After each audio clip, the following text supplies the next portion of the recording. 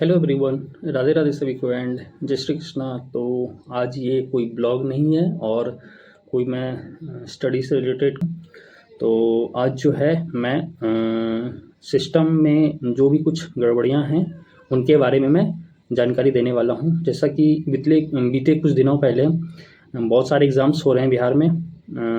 जैसे बिहार पुलिस में मद्य निषेध का एग्ज़ाम हुआ, स्पेशल ब्रांच का एग्ज़ाम हुआ और 28 को ऑपरेटर का एग्ज़ाम था। तो इन सभी एग्ज़ाम्स में मैं अपेयर हुआ था और इन सभी में कुछ ना कुछ त्रुटियां देखने को मिली है एग्ज़ाम्स मतलब हो जाने के बाद। तो ऐसा क्या है कि जो है मतलब सिस्टम जो है जो भी मतलब एग्ज़ाम्स में हो रहे हैं उनको जो है सही तरीके से वो एग्ज़ाम्स नहीं करवा पा रहे हैं। एग्ज़ाम्स तो चलो सही तरीके से हो रहे हैं, जैसा कि मैं कुछ मेरा सेंटर जहाँ जहाँ था वहाँ तो एक सेंटर में तो बहुत ज़्यादा मुझे डिफ़ॉल्ट ये लगा कि मतलब वहाँ आसानी से कुछ भी किया जा सकता था। मतलब कोई बेसिक जो है सुविधाएं वगैरह कुछ नहीं थी, ठीक ना। अगर चाहे तो टीचर वो सब चीज़ कर सकते थे, लेकिन वहाँ पे एटलीस्ट हुआ कुछ भी नहीं, ठीक ना। तो जो है मैं बताता हूँ स्टार्टिंग से। तो कल ऑपरेटर का एग्ज़ाम था। ऑपरेटर का एग्ज़ाम दे करके मैं आया हूँ और आया मतलब घर भी नहीं पहुँचा था। मेरा सेंटर दिया गया था नवादा दिया गया था और वहाँ से मैं ट्रेन पे बैठा आने के लिए। तो जो है मतलब समझ लो 2 घंटे, जैसे कि 4 बजे ट्रेन था, 4 बजे शाम को ट्रेन पे मैं बैठा। तो 5 साढ़े 5 बजे मतलब जब मैंने इंस्टाग्राम ओपन किया, देखा, खोला, तो देख रहा हूँ कि उस पे पेपर के जो क्वेश्चंस थे वो आंसर्स एक पेपर में लिख करके उसको वायरल किया जा रहा था।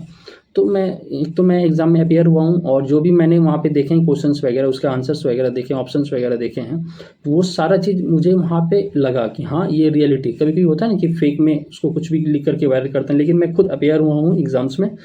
तो मैंने देखा हाँ वही आंसर्स थे, वही आंसर्स के ऑप्शंस मैच कर रहे थे। तो बहुत सारे क्या मतलब 100% मतलब 100 के 100 क्वेश्चंस और क्वेश्चंस का फोटो वगैरह क्लिक करके भी वायरल किया जा रहा है। आंसर तो वायरल है ही, प्लस फोटो भी वायरल किया जा रहा है। तो सरकार मतलब जो है क्या कर रही है, उनका जो है मतलब क्या सिर्फ बच्चों को परेशान करना ही है। एक तो सरकार जो है इनका मैनेजमेंट बहुत ही बेकार है, ठीक ना।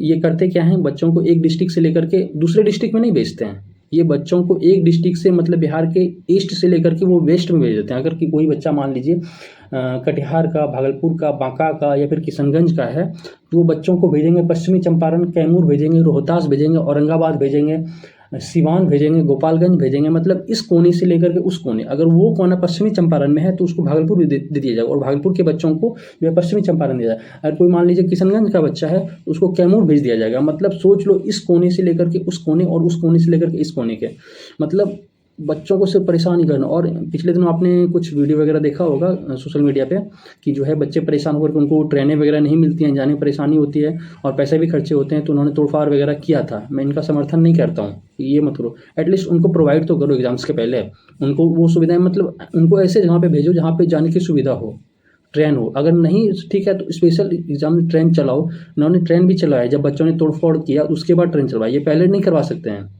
जब कुछ घटना घटित हो जाती है उसके बाद ये करवाते हैं। तो आप जो है पहले मैनेजमेंट सही करो अपना, ठीक ना। अगर आपको एग्ज़ाम्स में लेना है तो आप एग्ज़ाम्स को इतने टफ कर दो, सॉरी मैनेजमेंट टफ कर दो, सिक्योरिटी मैनेजमेंट टफ कर दो कि बच्चे मतलब इसके बारे में सोच भी ना सके। बच्चे छोड़ो, टीचर जो भी मतलब जिस भी स्कूल्स में एग्ज़ाम सेंटर दिए जा रहे हैं वो इसके बारे में सोच भी ना सके। अगर मान लीजिए ठीक है, एटलीस्ट उनको अपने होम डिस्ट्रिक्ट में एग्ज़ाम मत दो, उसके बगल वाले डिस्ट्रिक्ट में दे दो। अगर मान लीजिए कोई पश्चिमी चंपारण का बच्चा तो उसको पूर्वी चंपारण में एग्ज़ाम दे दो। अगर कोई मान लीजिए बांका का बच्चा तो उसको भागलपुर में दे दो, मुंगेर में दे दो, जमुई में दे दो, जो एटलीस्ट सटे हुए हैं, ठीक ना। एक डिस्ट्रिक्ट से उनको दूसरी डिस्ट्रिक्ट भेज दो। वो घर से बाइक से भी जा सकते हैं। 10 बजे एग्जाम्स है तो वो घर से अगर 7 बजे 8 बजे निकलेंगे तो 1-2 घंटे में उस सेंटर पे पहुंच जाएंगे। 6 बजे निकलेंगे, 10 बजे एग्जाम से 6 बजे 7 बजे निकलेंगे, तो एटलीस्ट 2 घंटा बहुत है उनके लिए जाने के लिए। और एक चीज़ मैं और बताना चाहता हूँ कि अगर एग्ज़ाम्स में कोई भी मतलब इस तरह का काम करे, जैसे मान लो कल के क्वेश्चंस पेपर वगैरह वायरल हुए, या कोई गवर्नमेंट स्कूल हो या फिर प्राइवेट स्कूल हो, मैं ये चेतावनी दे रहा हूँ कि कोई गवर्नमेंट स्कूल हो या प्राइवेट स्कूल हो, अगर वो गवर्नमेंट स्कूल हुआ, अगर वहाँ से पेपर लीक होता है, ठीक है, तो वहाँ के सबसे पहले हेडमास्टर को परमानेंटली सस्पेंड करो और उनके ऊपर इतने हैवी जुर्माना लगाओ, इतना हैवी जुर्माना होना चाहिए हेडमास्टर के ऊपर, उनके 7 पुश्तें याद रखें। एक तो पहले उनको टोटली सस्पेंड करो, पहले टीचर को, हेडमास्टर को, और उनको जो लगभग उम्र कैद की सज़ा दो, ठीक।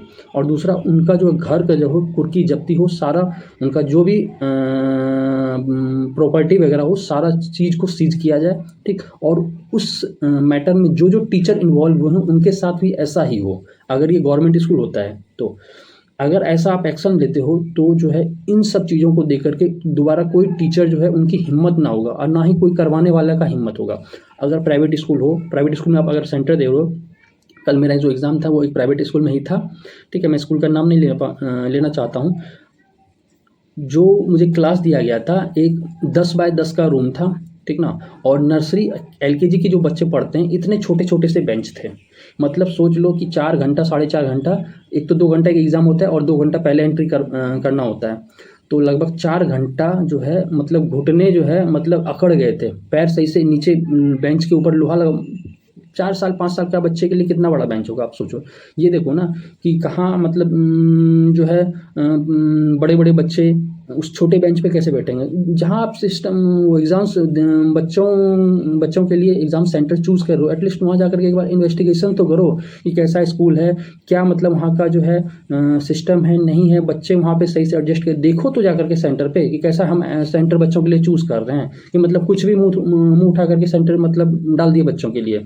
सही बता रहा हूँ। आप जो है, मैं स्कूल का नाम ले रहा हूँ, नवादा में मेरा सेंटर पड़ा हुआ था, जो है नवादा में मेरा सेंटर पड़ा हुआ था।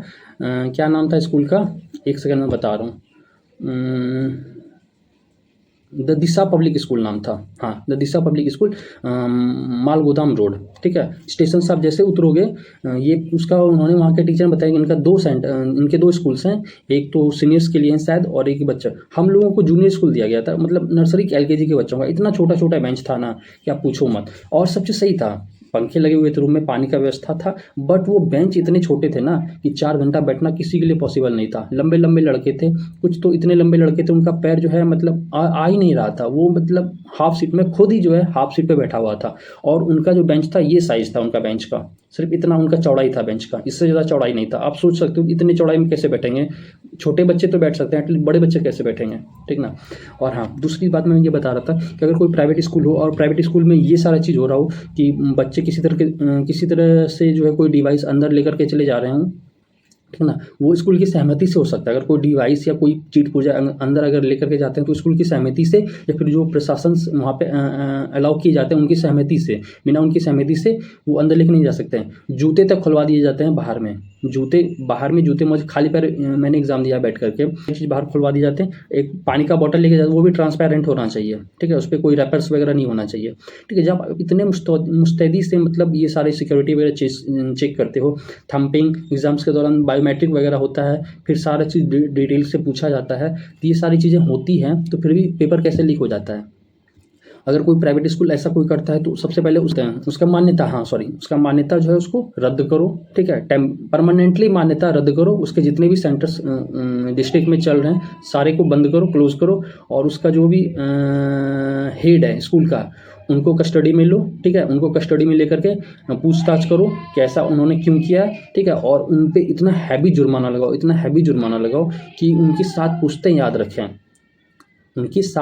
याद रखें कि दोबारा ऐसा नहीं करेंगे। अरे भाई, जब आपको दिया जा रहा है, आपको सेंटर अलॉट किया गया, आपको उसके बदले में कुछ पैसे दिए जा रहे हैं ना, आप फ्री में तो एग्जाम्स नहीं करवा रहे हो, कुछ पैसे तो मिल रहे होंगे ना, पर हेड के अकॉर्डिंग जो भी मिल रहे हो, मुझे नहीं पता कितना मिलता नहीं मिलता, बट आपको कुछ पैसे तो मिल रहे हैं ना, आप ऐसा क्यों कर रहे हो। मतलब सोच लो कि लाखों बच्चे अपेयर होते हैं एग्जाम्स में, लाखों, सीट हज़ार से भी कम है, 994 समथिंग सीट है, ठीक है। उसमें लगभग मुझे लग रहा है कि कल का डेट मैं बता रहा हूँ तो लगभग 5 से 6 लाख बच्चे अपेयर हुए होंगे, पूरे बिहार की मैं बात कर रहा हूँ, 5 से 6 लाख प्लस बच्चे अपेयर हुए होंगे, ठीक ना। तो मतलब 2 चीज़ मैंने बताया यहाँ पे कि अगर गवर्नमेंट स्कूल हो तो अगर ऐसा कुछ वहाँ पे होता है चोरी, या फिर मान लो कोई डिवाइस वगैरह अंदर लेकर के जाता है, तो पहले उनका जो हेड मास्टर है, प्रिंसिपल है, और जितने भी टीचर हैं सबको सस्पेंड करो, परमानेंटली सबको बर्खास्त करो। और दूसरा, उनके ऊपर इतना हैवी जुर्माना होना चाहिए तो उनके साथ पूछते याद रखें ऐसा काम करने से पहले, और उनके मतलब जितने भी प्रॉपर्टी वगैरह सबको सीज करो और उनको जेल डालो। जेल भी डालो 1-2 साल के लिए नहीं, 20 साल के लिए जेल डालो, पूरा। ठीक। दूसरी बात, प्राइवेट स्कूल है तो उसका मान्यता रद्द करो, प्राइवेट स्कूल है तो उसका मान्यता रद्द करो, ठीक ना।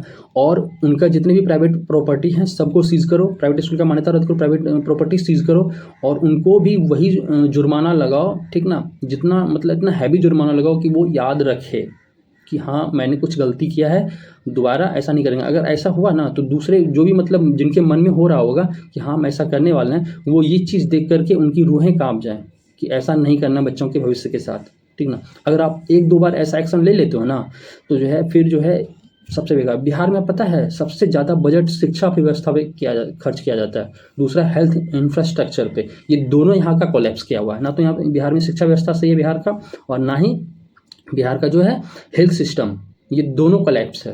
और सबसे ज़्यादा पैसा इन्हीं 2 चीज़ों के ऊपर खर्चा किया जा रहा है बिहार सरकार की तरफ से, और दोनों का सिस्टम कोलैप्स है। ना ही कोई मैनेजमेंट है, ना ही कोई। आप गवर्नमेंट हॉस्पिटल में चले जाओ, कहीं कुछ नहीं है।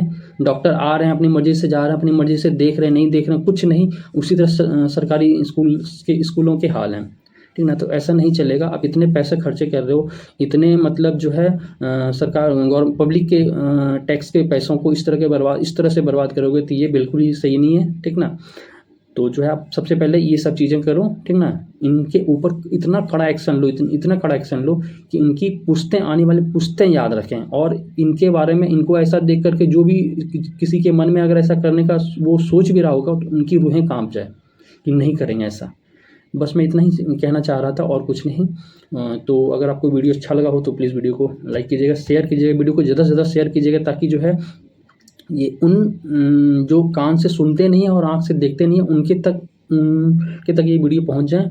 और सरकार से अनुरोध है कि जो भी ऐसे कार्य कर रहे हैं उन पे आप बहुत ही इतना मतलब कड़ा एक्शन लो कि वो एक बार याद रखें। प्लीज़ वीडियो को ज़्यादा से ज़्यादा शेयर कीजिएगा। तो चलिए मिलते हैं फिर से किसी नेक्स्ट वीडियो में। अभी तो बस इतना ही। आई होप जो है आपको ये अच्छा लगा हो इन्फॉर्मेशंस, और इन इन्फॉर्मेशंस को शेयर करें। तो चलिए सभी को राधे राधे।